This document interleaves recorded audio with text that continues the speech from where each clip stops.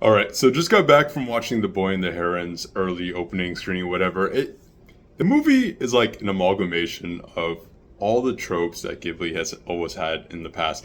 A young adolescent boy going through a mental break and adventure, the a war setting, the magical animals, so use of fire, a moving to like the suburbs, a mysterious castle that transports you to another world.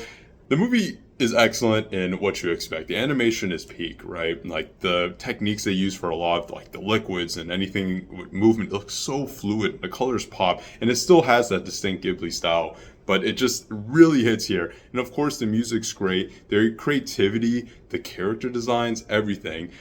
It's just, there's a lot of great elements in this movie. But where it kind of struggles, in my opinion, is that it feels a little forgettable and that a lot of it feels familiar, right? So when I'm thinking of this, I'm like, who are these characters again? They look like this character or act like this one, or their personality traits and the themes that they're going for, the tropes. So a lot of things feel familiar, which makes this feel like it might be a little bit more of a forgettable Ghibli movie. And also, the story feels really disjointed at times, right? I will say, Ghibli sometimes with pacing can be debatable depending on what you're looking for at those movies. But I feel like the pacing at times was kind of like all over the place. And there's a lot of great standout scenes, but they're kind of just mushed in together. And I kind of got confused with the narrative going through. But again, this is one of the few Ghibli movies I've actually seen in theaters, and most of the time they're kind of a sit on the couch and like a movie that I rewatched several times. So, as my friends as I was with at the movie said, everything in this movie feels like it's a metaphor for something, whether it be some kind of war